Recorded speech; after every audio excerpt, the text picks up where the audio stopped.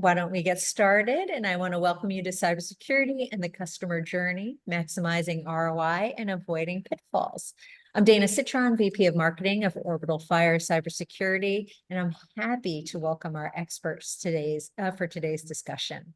I'm going to start with Reg Harnish, is a nationally recognized cybersecurity veteran, advisor, speaker, CEO of OrbitalFire, soon to be expert beatboxer. And he's also he's the founder and former CEO of GreyCastle Security, a former executive vice president at the Center for Internet Security, and the former CTO of Autotask. Along with Reg, we're so excited to have Melissa Hockenberry. She's the owner of First Things First Training and Consulting, the former customer experience director at Autotask, and Datto, former community and training manager. Melissa is an expert on improving customer retention for her MSP clients. And so between the two, I'm very excited for the discussion today. And really, so, guys, we want to talk about how cybersecurity has turned the MSP industry upside down, right? There's endless shiny gadgets, lawsuits, cyber insurance, overwhelming pressure from across the industry really just continues to add confusion to an industry already challenged with what we hear often. I know both of you do, profitability challenges, talent upskilling, competition that MSPs are having to work through. What we want to focus on today is the one critical element that hasn't changed, even amongst all this turmoil, and that's the importance of the customer journey. So I thought the best way to start you guys off in your discussion is for you both to level set the conversation today with what you see the definitions of both cybersecurity for small businesses are. Cybersecurity is such a big, word. So let's really talk about what we want to narrow that down to today. And then, after that, what a customer journey is relative to an MSP's cybersecurity practice. Reg, do you want to start things off? I would love to. And let me first say that I've probably hired thousands of people in my career. There's probably 10 that I would rehire without any knowledge of a role or what they're doing. And Melissa is one of them. And I hope she knows that. And I hope I've communicated that countless times in the past. But it is really an honor for me to be here. I just love working with you. And you're just such a great thinker in this space and just wonderful to work with. So I'm happy to be here with you, period. I mean, I could end the webinar now. But I think, to your question, we do continue to suffer and struggle with what, a definition for cybersecurity, really industry-wide. Certainly, there's no shortage of opinions on this topic. We have our own, but so does Kaseya, so does ConnectWise, so does every vendor manufacturer out there. And so for us, just so we can have a baseline and sort of set the record straight in terms of where we come from, really cybersecurity could be a hamster wheel. It really doesn't matter. Essentially, anything that can contribute to managing risk around critical company assets. And those typically come in 5 flavors. 1, there's money. 2, regulated data, stuff like EPHI, PII, NPI, the acronyms. 3rd is intellectual property. Think, DoD manufacturers. The 4th is anything that would compromise the organization in a comprehensive way, something like global admin credentials, and then reputational assets. And that could be anything from, salacious news about the CEO's behaviors to what are our strategic plans for next year. But it really comes down to managing risk. It does not matter if it's technology, a process, a human being, a checklist, and anything, a hamster wheel. And so that's really important because what's happened is really, and when we invented cybersecurity back in the late 60s, when the internet was born, it was really very much a technology-focused practice. That stuck with us for decades. And I think we all suffer to some degree in a very narrow-minded thinking about what cybersecurity is and what its goals are. So what it is, and typically if you look at any best practice or framework or regulatory mandate, technology is usually somewhere between 0 and maybe 50% of those things. Typically, it hovers around 30%. Most of what we do is really non-technical things, though. And activities that may have nothing to do with technology, and that could be governance and policy, process like incident response or change management. It could be human and culture and workforce. It could be reactive responding to incidents. It could be assessment, testing, and essentially assurances around other controls. It's a very, very big domain. And that's all we do all day, every day. And so we see how this has expanded. But more importantly, because the stuff that we do, honestly, who cares? I mean, you could probably train a monkey to do some of the things that are required in cybersecurity, and some of it requires very deep thinking, for lack of a better term. But the goals in cybersecurity really have nothing to do with technology, and they are absolutely centered almost completely in this idea or this concept of the customer journey and addressing or supporting the mission of the business. So how do we drive value and deliver value to customers in a way that they see the value and they trust us to consistently do that, regardless of what those activities are? But really, that customer journey is a parallel to what we do in cybersecurity. Because if our customers experience incidents, or there are audit findings, or any of these things that disappoint or frustrate our customers that are cyber related, that's all part of that relationship. And this constant, up and down, undulating cycle of, are we delivering value and trust to our customers? And for me, that's kind of how we define our customer journey, not so much chronologically, but in terms of how we measure it. So really the goals for cybersecurity are, have we adequately, appropriately, and reasonably managed risk to an acceptable level for that small business? And just a couple of final points. One is that cybersecurity for small business looks nothing like enterprise cybersecurity, and I spent a decade and a half doing that at very high levels.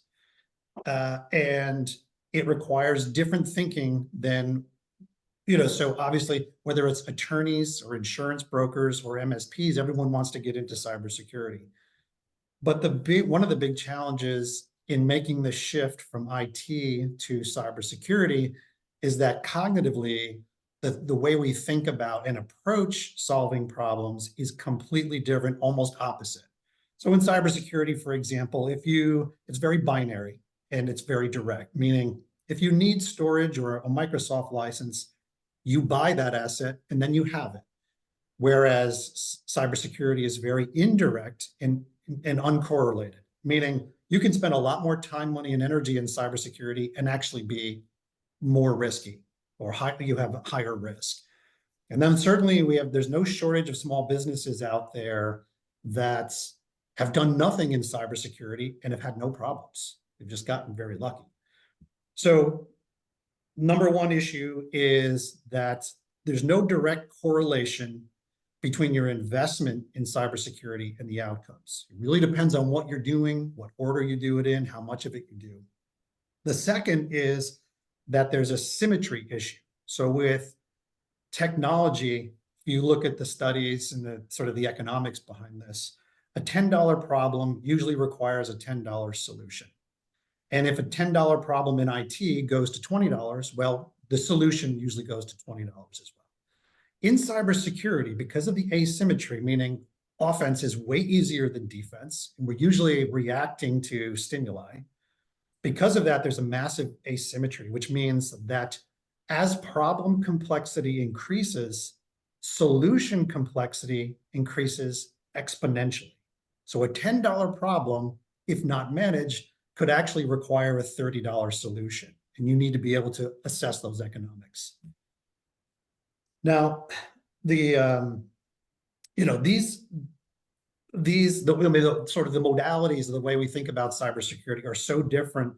And so when we talk to MSPs who are focused on or maybe experts in, and usually they're very good at technology, But the more, what I found is the better you are in technology and thinking around solving those problems, generally the worse you are in cybersecurity. Because number three, and the last piece of this is because we don't care about anything but managing risk to data or those other five assets. And so oftentimes, as we mature our customers' programs, where MSPs would generally say more and more and more and more is better, actually for our customers, the less we can get them to do yet and still achieve their mission or not jeopardize their business mission, the better we are. So in a way, as we mature our customers' cybersecurity programs, much of that is figuring out what can we ignore. And that thinking is drastically different than what happens with technologists, because solving problems generally means adding hardware, software, or licenses. And so if you're an MSP committed to, meeting customer expectations and communicating and mastering that customer journey, your mindset needs to shift almost to a polar opposite. And that can be difficult. And so it creates problems with customers. Let me tell one story. I know I'm getting wordy here. I'm going to tell one story. I'm going to hand it over to Melissa. Twice in the last 4 weeks, we have had prospects come to us and tell us about their experience with their MSPs. In the first very basic example, MSP sold themselves as a cybersecurity provider, but didn't really communicate well what that meant. And so the lead said, I'm not sure I'm comfortable here. I'd like to talk to a specialist. And so they came to us. The second is a much deeper situation where the prospect came to us and said, hey, listen, I've had the same MSP for 4 years and they did a great job for me. However, in the last 6 months, when I expressed the need for more cybersecurity, they said that they could handle it. In the last 6 months, I felt like a guinea pig. That's a quote. I felt like a guinea pig and it was a disaster.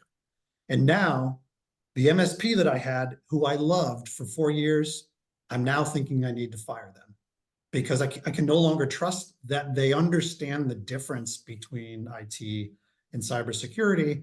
And so this great relationship could be soured because the MSP didn't understand the difference between, these two different components. But more importantly, they really didn't understand what the customer was asking for, what their expectations were. They didn't communicate.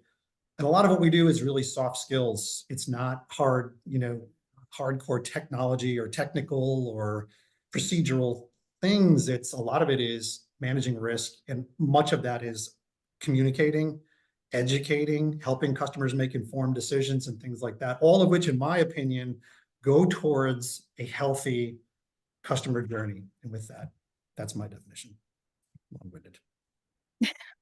No, Reg, when we were talking beforehand, and there are so many things that overlaid. And so a couple of things you said, I'll build on, the narrow-mindedness in the view of cybersecurity. That same narrow-mindedness comes into play when it comes to customer journey, customer experience. So I would say that a lot of the world, I always appreciate the level set data, because a lot of the world, the moment they hear customer journey, they think like journey mapping software. They immediately go to the technology, which is, we're also talking, how that similarity there, because it's not about the technology. It is drastically different for large enterprise companies as it is for when we look at small business. And small business, the industry has painted the customer journey, customer experience out of the box. You can't afford it if you're a small business. That's what the world wants them to know, because one of my favorite terms is bastardized. They truly have bastardized the term of customer experience. And because also people put it synonymous to customer service. They are very different things. Customer experience is much larger. Customer journey is an element in the customer experience. So I always like to get the bigger picture. So when you think about a customer journey, there's a great model that Nicholas Webb uses. He simplifies what can be a very complex sort of thing. And he talks about the pre-touch, the first touch, the core touch, the last touch, and the in touch. Those are just the 5 segments that he said, like, let's look at these. So the core touch is what everyone thinks of as customer experience. It's actually when you're providing services and you're engaged with someone and that kind of thing. But there are pre-touch and first touch all happen like before. The pre-touch is, what do you look like to somebody who's just out in the marketplace? What does let's say you have a brick and mortar, what does your storefront look like? What does your website look like? What does it look like to meet you? This is one that always strikes fear in the hearts of MSPs, but what does your staff look like when they're wearing your branded logo out at lunch? Because that's a pre-touch moment, right? That's part of your experience. That's part of the journeys. Who are you represent? What does your staff look like when they're driving to the site? Did they cut someone off in traffic and now they remember your logo that way? Like, there's just so much more to the journey than people realize. And it seems overwhelming for a small business, but it really isn't. There are some principles you can put in place, things like listening posts, which help people sort of gather data. But the thing that frustrated me is I started in customer experience and becoming a student of it 13 years ago when I was really, really young. I kind of landed in a customer experience position for Autotask, and I learned it as I went, to be quite honest, as you often do in small companies, right? And attended a conference, and I had a gentleman say, it is not about a perfect experience. I think we talked a little bit about this. It's not about perfect. It's about consistently positive. So I always say that to people. It's consistently positive. He said, you can, in a journey, you don't want to have a pothole-ridden road. I live in Pennsylvania, and we're famous for our potholes, right? A pothole-ridden road, and then an Audubon site-like experience. So what if this more often happens? What if your sales experience is an Audubon, and I'm driving 250, and all of a sudden I'm handed off to your services team, and now I'm on a potholed road? That's very jarring, right? That's a horrible experience. So the communication that you talked about, Reg, it's so key. Those things are all feasible with communicating. And sometimes you have to steal some money from the Audubon to fix the pothole road. So I think when small businesses look at customer journey, they think, oh, it's the CX, the DX, all those management tools that are $250,000. How could I ever afford it? It's not that. It's sometimes actually leveling out your budget to just provide a better experience across the whole journey of it. And I think that's sort of what you touched on with cybersecurity. Everybody thinks it has to be, hundreds of thousands of dollars to do it right. And it's like, no, actually, I'm a big fan of a reappropriation of funds, as we might say, so that we understand how do we make this a more consistently positive experience. Yeah, I think there's so many interesting corollaries between these two concepts. I mean, for us, we know that there's really two pieces to cybersecurity. There's the reality of cybersecurity, and then there's how people feel about it. Because you can be secure even when you don't feel that way, and you can feel secure even when you're not. And that sort of the emotional, non-logical aspects of cybersecurity can at times really trump everything else that we're doing. So especially if we're dealing like with an incident, or we're looking at budgeting for next year where everyone's sort of on edge, what's this going to cost us, those kinds of things. The feelings, generally we see folks making decisions with that emotional component in their brain, not necessarily the numbers. And honestly, because cybersecurity is not like technology, we can't just show them hard fast numbers, or this investment will produce this outcome. That's not how it works in cyber, like it does in IT. And so when we're asked, well, how much is this going to cost us for us to be quote unquote secure? Our first response is, listen, we're not sure that a secure exists. Like, that's a word. We understand the definition of it, but from a journey part of, perspective, that's not really what we're going for here, right? So that's one. I also like the fact that IT is more finite in the sense that, if you have a project, you got to upgrade a server, or you're moving to 365, those things are generally finite. Now, it doesn't mean you won't go into some maintenance mode, but with cybersecurity, as well as, managing people's expectations and their loyalty and their satisfaction and their experience, it's never done. So it's a treadmill. When we try to explain this to customers, like, listen, this is a a fitness program for your company. You're going to get on a treadmill and you're never getting off. And unfortunately, I can't tell you how many miles you have to walk before you're quote unquote healthy.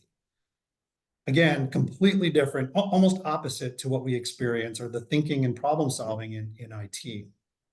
But, I think we're like kindred spirits here. Although, I said some nice things about you in the beginning. You didn't really do that about me. It's okay. You didn't give me a I chance. wasn't really fishing for it or anything, but But now you are. Now you are. now No, I'm fishing. I love that these things are, honestly, the more I think about it, the more I feel like cybersecurity really is more like the customer experience and journey than it is IT or really anything else. It is. And the journey is constant. Like you're not ever done, right? And that's a very difficult thing. It's, we used to always say frustrating. Yes, people want a crock pot for their tool. They want to set it and forget it. And you just don't get there. Good. Crock pot. Yeah, crock pot, bringing that in, not even a pressure cooker, because sometimes it takes a little time. So, but I think that is it. And when we talk about the journey and obviously with cyber as well, it's really important. The communication part is so critical. And I often say that, I think people think it's this massive solution, like how am I going to fix this? How am I going to fix this? And when I work with my clients, I'm so often amazed by how better communication would have solved this problem, or better or one of my favorites, documentation. Better communication, better documentation would have made this a better experience. And it's not, I have yet to say to somebody, you need this software to improve the challenges you are having. It's just is not it. It's usually, hey, we need to, one of the reasons my company is called First Things First is I myself have a tendency to dive in, right? Let's get into the details. And first things first, what are we trying to achieve here? Right? What do we think we want to look at? And when small businesses attack things, and the world has not made it any easier. I mean, we have a barrage of things in front of us. I was talking to someone just recently about the number of SaaS applications in this world and how oh my gosh, how does any human who hasn't lived in technology even come close to knowing their way through that? But we're just inundated with things we need, when in reality, you have to take a step back and say, who am I as a company? What is my goal? And you use the, value and trust. This is what we want to give. When you look at the journey, you really need to figure out who you are first. You can't take a journey. I said it's hard if you're going to have potholes, at least tell your client they need to get the Jeep out, right? Like if you are new and things are bumpy along your journey, you got to own that and just say, we're working on these things, but here's how I'm going to help you. I'm going to, be more available to you. I'm going to give you a person who you can contact, because we just know that this particular part is a little rough and we're working to get better at it, but it's a challenge. That's okay to say. And I think some of the best clients I work with, one of their major mantras is transparency. And I love it because it's really important to me. I have zero poker face. I don't know how to play poker because there's no sense in it, because I cannot. There's no hiding emotion. You know that well enough from me. So I think that's the key thing, is that there's nothing wrong with that. That makes you real to your customer. And so your journey might be that at the beginning, we're going to have to hold your hand a little bit more, just because this particular part of it's a little harder. But when you hit this spot, I think it's going to flow smoothly for you.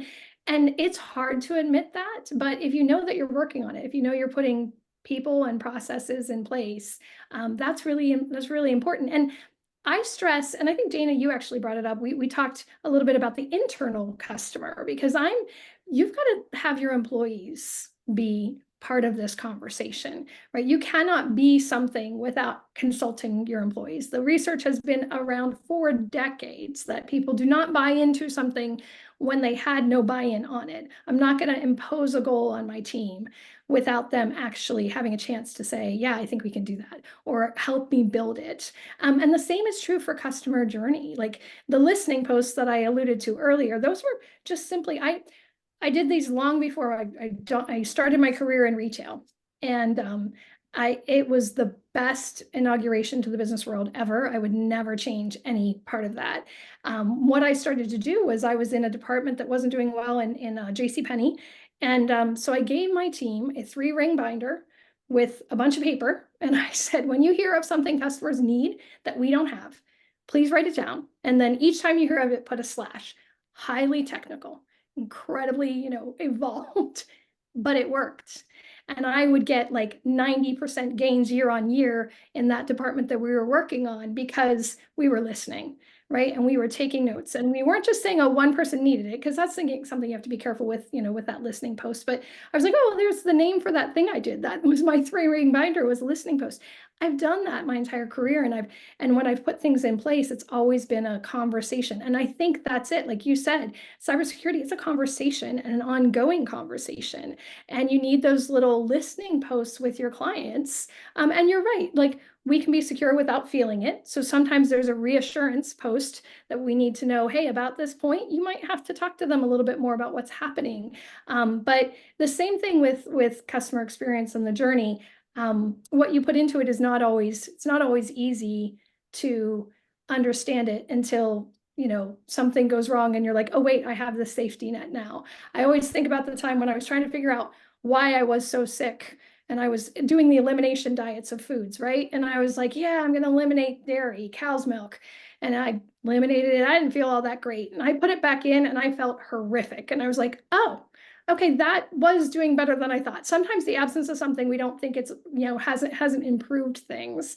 But it does more than we think sometimes. And I think that's it. Like, CX and focusing on the journey is a long-term process, but we don't always see immediate results in that. But when something goes wrong and all of a sudden all Haiti didn't break loose, right? And there was a safety net, they were like, that's that work we did on the journey that actually helped us respond to this, to this blip in the process. Yeah, completely agree.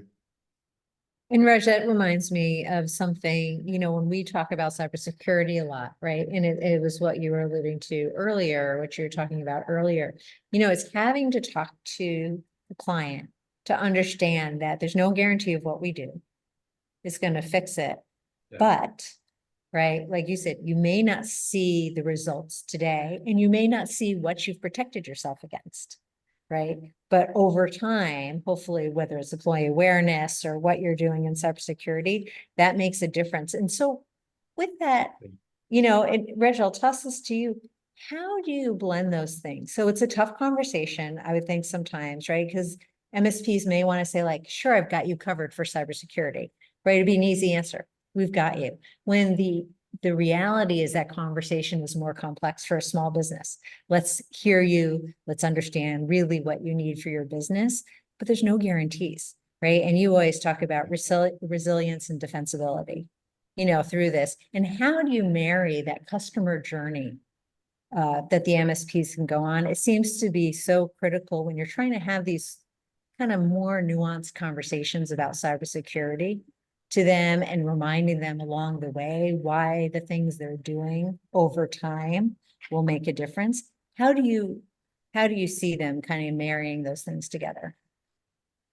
I would first say that I'm not sure we have figured this out. Another thing where there's a lot of overlap between customer experience of the way Melissa defines it and cybersecurity is it's all very new.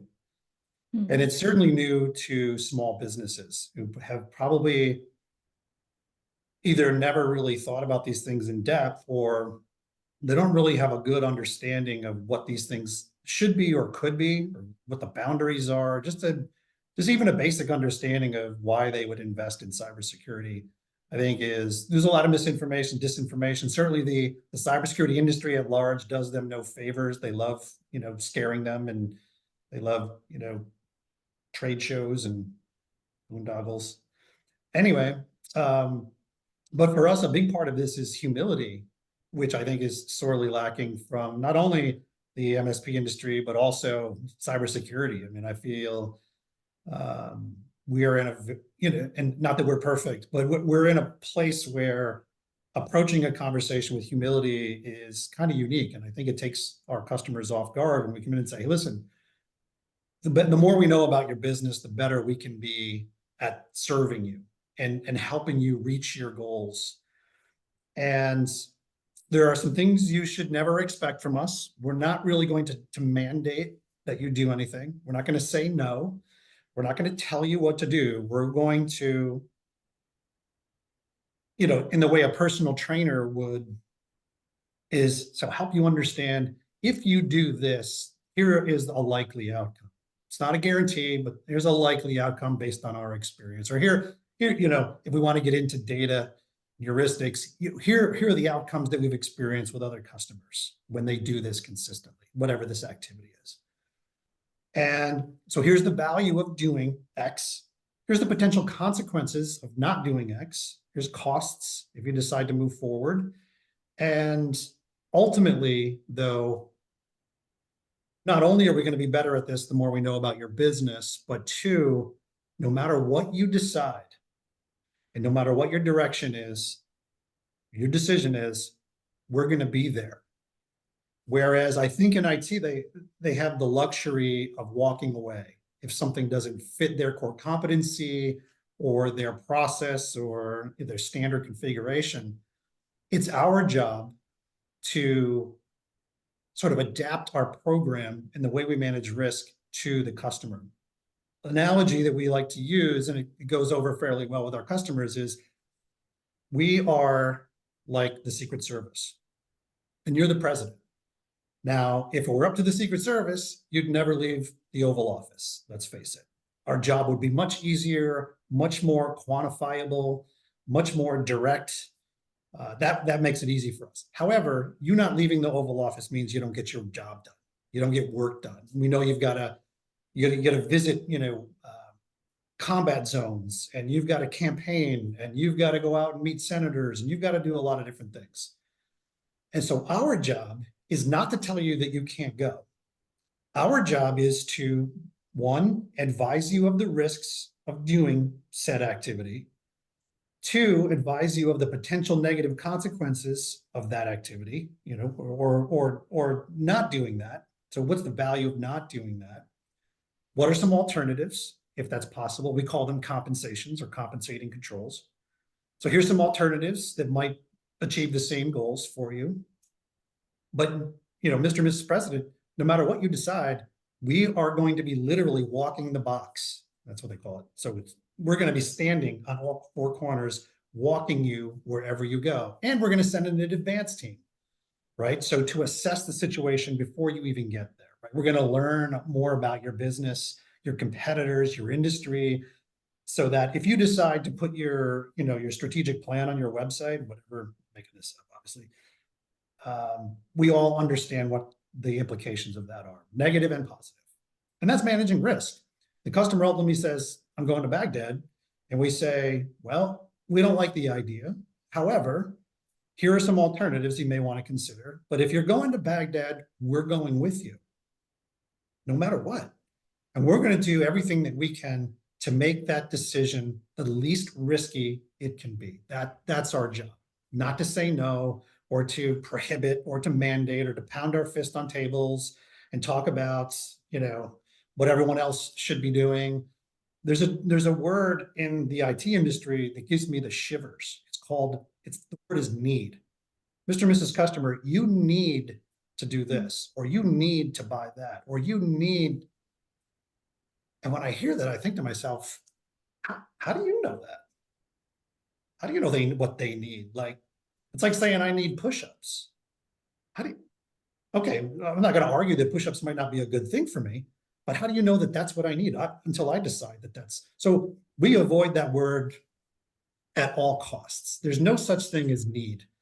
There are good outcomes or better outcomes and worse outcomes, and there are different ways to get to these things. Again, for us, that practice, that humility going into those conversations, getting back to the earlier question, is really important for us, because we truly are blind. I mean, obviously, healthcare has a lot of similar risks, manufacturing, et cetera. But when we come down to tailoring a program for a specific customer, we kind of walk in there blind until we hear what's important, their values, their mission, their strategy. It's really hard to do cybersecurity well until you know what their goals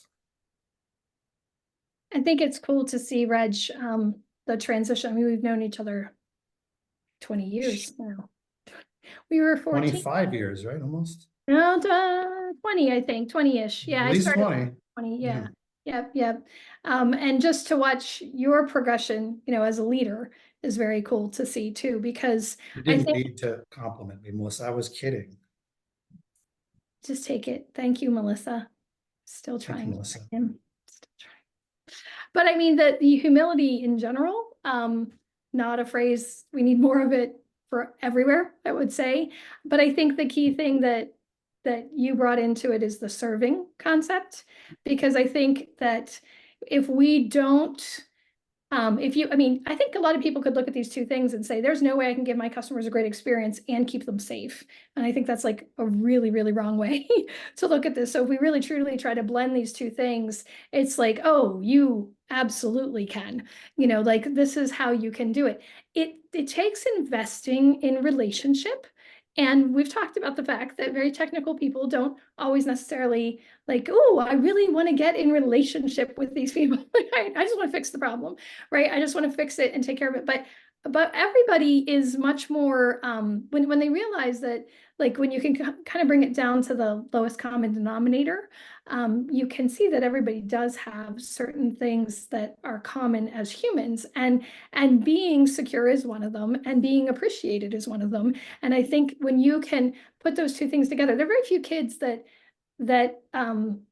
don't appreciate security and connection. I think of as a parent and even as an aunt, I had a niece once who was the third who nobody really paid attention to, and she came to visit me once, and I was like locked in on her, 100% for 4 solid days. And they got ready to leave, and she crawled up on a chair and gave me a kiss and a hug. And my brother said, she just doesn't do that. And I said, what do you mean? She doesn't do that. And I was like, you know what? She knew I was looking out for her. Like she knew that even though I was walking the box for her, I was watching every angle of her, and she also was not going to misbehave. I had her back. In my family, we talk about having your 6, right? So Right. do you have people who have your 6, who have the place you can't see? And I think that naturally, when you take that approach to your customer, you bring with it a good experience. I mean, you can break down everything and you can survey, and I think it's important to do that. I think it's important to understand it, because I can tell you like 12 really bad experiences I've had in just the last probably 15 weeks with IP places, with cruise lines, but when it comes down to it, all it would have taken was a conversation of, listen, I really am about making this the best experience for you, and we're here to serve you. Those two things, when you can live those out, the experience and the journey become much simpler, because it's, it's that concept of I'm not here to prove I'm right. I'm not here to sell you a bunch of stuff. I'm here to serve what you need to do. And that was something when I was a community manager that was really foreign to people. I would go into meetings and I'd say, how can I help? How can the community help? I said, actually, you know what? Tell me what your goals are. I don't want you to filter on community. Tell me what your goals are as a department, as a team. And I'd listen, and then I'd show them how I could match up and help them. Because sometimes we go into a conversation, and if there's an ulterior motive, it becomes very clear that we're not listening. We're just listening for cues of the motive. Yeah. But when you have a servant attitude, you're listening. And I think you can achieve amazing things, obviously, in the cybersecurity journey. And obviously, as an afterthought, almost the customer journey benefits from that servant attitude. Yeah. I think maybe one place where probably all 3 domains, experience, cybersecurity, and IT, have a similar challenge is that oftentimes we'll go to our customers, or they come to us, prospect comes to us and says, hey, listen, I just want to be secure. We had a customer the other day, they're a wealth, very successful wealth management firm. They're managing a lot of money. And so the SEC is interested in what they're doing from a cybersecurity standpoint. We conducted a risk assessment and compliance assessment for them. We got to our recommendations, which are based in risk order, right? So the part of what the SEC's mandate is that your program should be risk-based, right? Deal with the most critical stuff first. So we're going through our recommendations, some of which were pieces of paper, ultimately. Some of which are process, some of which and there were, there's some sprinkling of technology issues, whether it's access controls or whatever in there. But the vast majority of our 8 recommendations were non-technical. And customers said at the end of this is like, we love the work. And however, all we care about right now is protecting customer data.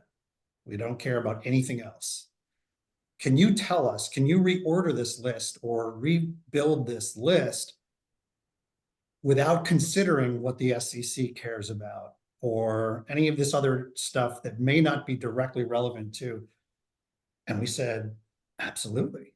Now let's just keep in mind, Mr. and Mrs. Customer, at this time was actually both, and that by not utilizing the risk-based approach that we've laid out for you, it introduces other risks. So if the SEC were to come here and say, we love the assessment, you had risk-based recommendations and you didn't take them, that's a problem.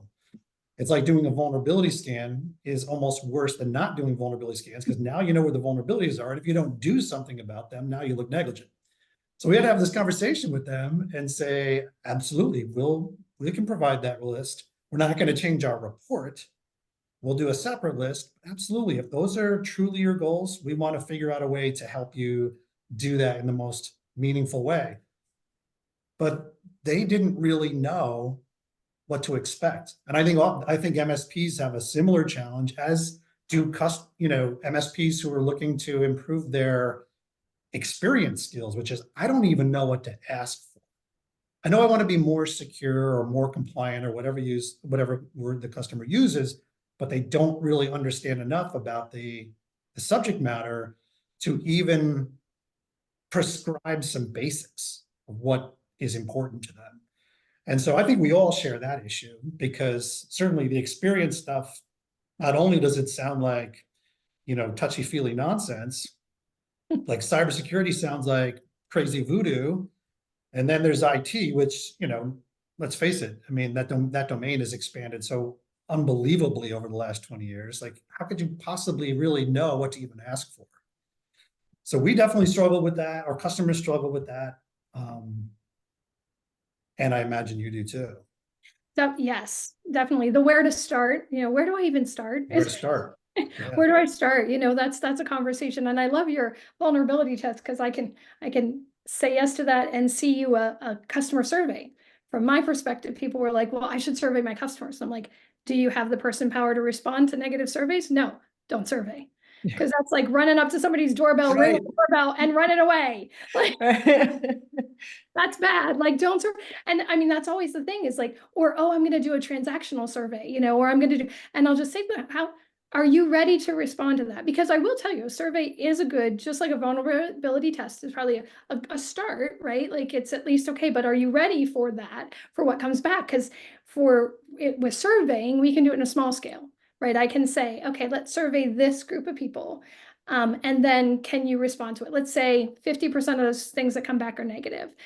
Do we have someone who can respond to that in 24 to 48 hours? And if the answer is no, then okay, well, then let's do half of that.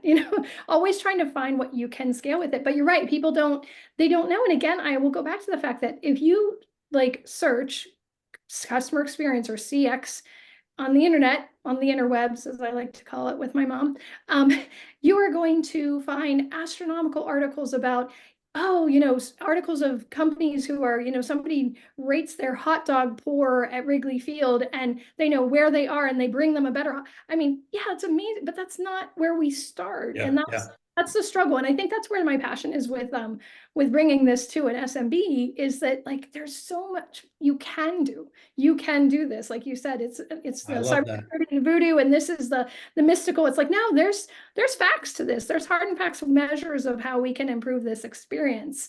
But it is the where do I start? And it's thinking about where you have to. It's the Stephen Covey, start with the end in mind. What goal are we trying to reach? Yeah. Let's bring this back and figure out what is required of us to successfully reach that goal. Yeah, and it's so different for small businesses. I'm glad you brought that up, because the stuff I'm talking about now, I'm not sure it would relate directly to enterprise cybersecurity, but one of the things I absolutely love about what we're doing here at Orbital is we can actually make a difference. So I spent 15 years working with Walmart and Boeing and Nike, building cybersecurity programs that honestly, looking back, they were never going to succeed. Because those organizations are so big, so much surface area, so much complexity, so much volatility and change, you couldn't possibly hope to create any kind of, reliable, risk measurement or treatment for those organizations. But for a 25-person ball bearing manufacturer, hell yeah, we could,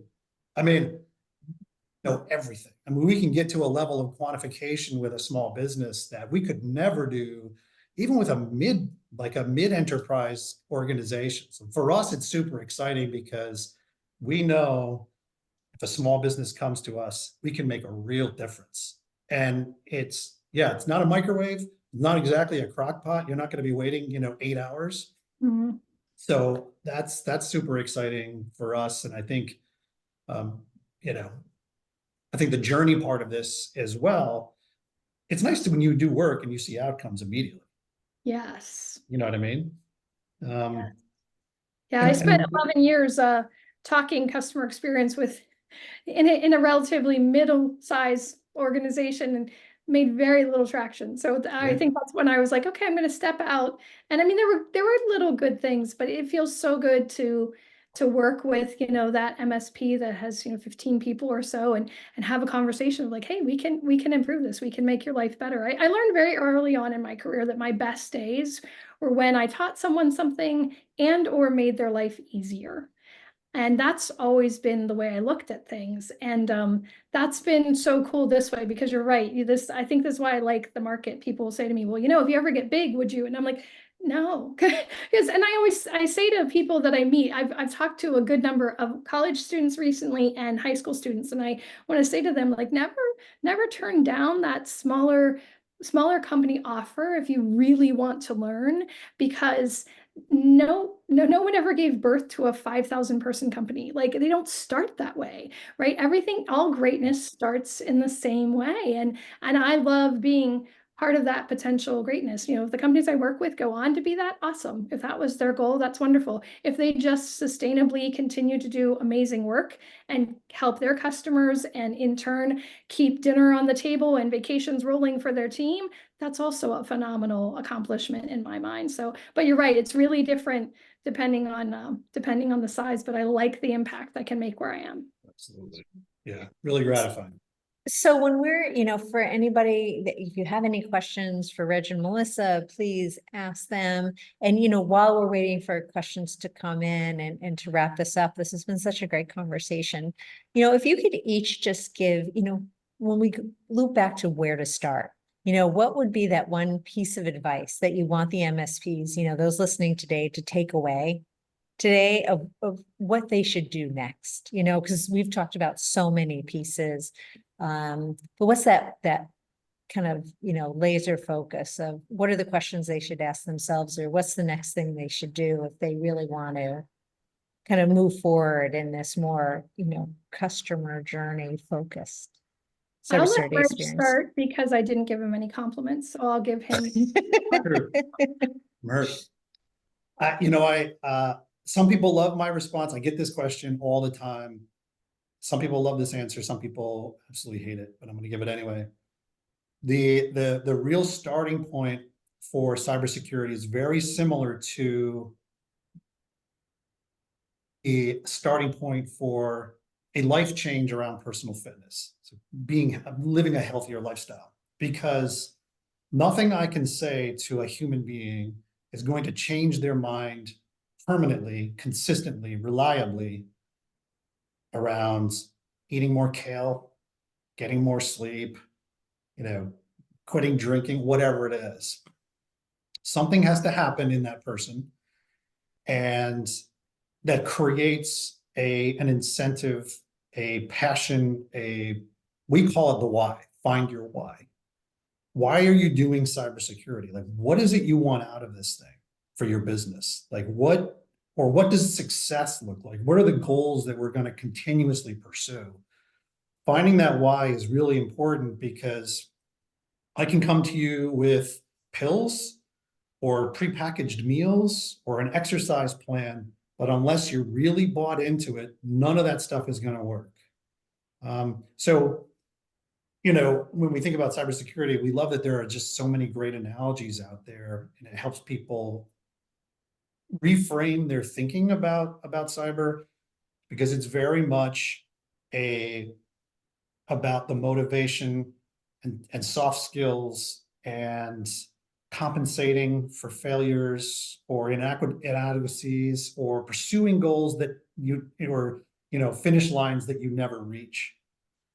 And so for us, finding that why, buying in, committing, understanding how cyber would relate and contribute to your business mission, maybe your own personal satisfaction, does it align with your goals? Whatever those things are, that's the absolute #1 thing that you need to start with. Otherwise, you're just kind of going through the motions, right? You're signing up, you're getting a gym membership, or you hit the Jenny Craig website. Will that stuff work? Maybe temporarily, maybe partially, but this is about life change or business change, and really thinking about how you manage risk in your business life. And as we've been saying, there's similarities in both of these, right? So with customer experience, I would love to think that everyone's just going to be proactively passionate about the experience and jump on that train with me. I'm much more of a realist, even in a year of pursuing this. And I realized that for my clients, the first thing is to identify what is the biggest pain you currently have. When it comes right down to it, you don't get to the gym until you get the numbers of so your cholesterol is 360, your triglycerides are out of, it's the same thing with clients. One of the first people who contacted me was like, hey, I've maintained my base of 30 clients for 15 years, and all of a sudden I've lost 5 in 5 months. What's happening, right? So that's the first thing, is that really, how do people start? Well, it's honestly a bit of an introspective look on your business. And I think the best way to look at where do you start is to go to your team. Your team has really valuable information, and say hey, where do we think we fall down most when it comes to clients? Now, this is a humbling experience as an owner, because you might have 35 things that get blasted at you, right? But then you take a little matrix and you kind of prioritize it, and you look at things I ask people to think to themselves are is it revenue facing? Is it customer facing? Does it involve a lot of people? When we're trying to evaluate what do we hit first to improve in the customer journey and the experience, there's a series of questions you go through. But really, I think your team are some of the best people you go to first to say, where are we not measuring up? And you'll get just a wealth of information. Get it all out. I always say brain dump it, let people brain dump it, and then prioritize from there and work through it. And don't try to be everything to everyone. My mother always gave me that story, and it's a really good point. And try to just take on one thing to improve, and be ready to measure that, because it can be a touchy-feely thing, right? And so if you don't get a baseline of where were we, maybe you do survey around that one point. That would be called a touch point if you want to get technical about it. You survey around a touch point, you say, where are we? And then you put some measures in place and you survey again. Where are we now? Because it's hard sometimes to see the improvement, but your team holds a lot of those answers. You don't always have to go directly to the customer right off the bat and open that Pandora's box. You can just go internally, and they'll have a wealth of knowledge to share with you, and you can start your journey there. Yeah. Melissa, that's wonderful. Reg, Melissa, thank you so much. This has been, chock full of information. And for everybody that's attending, we will send you a recording if you want to look back, and please reach out. I know Reg and Melissa would, be happy to continue this conversation with you. First things first training, OrbitalFire.com. And we'd love to chat if you have any questions. All right. So thank you everybody for attending. Thanks for your time today. Appreciate it. Good to see you, Melissa. Good to see you as well. Thank you both so much. Of course. Thanks.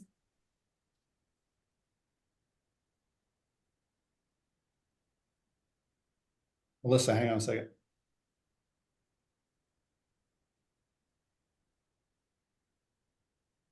All right. It's just us. All right. Honestly, I don't care how many people were here. That was one of the best webinars we ever done. Well, I think thank it's great. you. Real, It's all- no bullshit. I mean, I feel like we hit on some important stuff. Now, it doesn't mean that it's gonna resonate with everyone we want it to. From my perspective, just a really, really good conversation. I loved it. I mean, we had like, you know me, I'm a planner. Reg knows I'm a planner. Like I'm a planner. I plan. Mhm. So, like coming into it, I'm like, okay. And I was like, okay, we talked yesterday. Like, there's going to be things I remember. You know, it's also, I don't have the youngest brain anymore. And I think, you know, like 32-year-old. Neither does Reg, so don't worry. No. Yeah. But can I? And yeah, I think it is. It's funny because when you offered me the opportunity, I was like, oh, absolutely. Just because partnering with somebody like you, who now I'll give you the compliments when it's not recorded, but honestly, you're known in the industry, you made a name for yourself time and time again. And generally it's been a good name. So it's one of those things that I Generally. that I was like, oh yeah, I'll do this. And then I was looking at it and I was like, okay, how's this all going to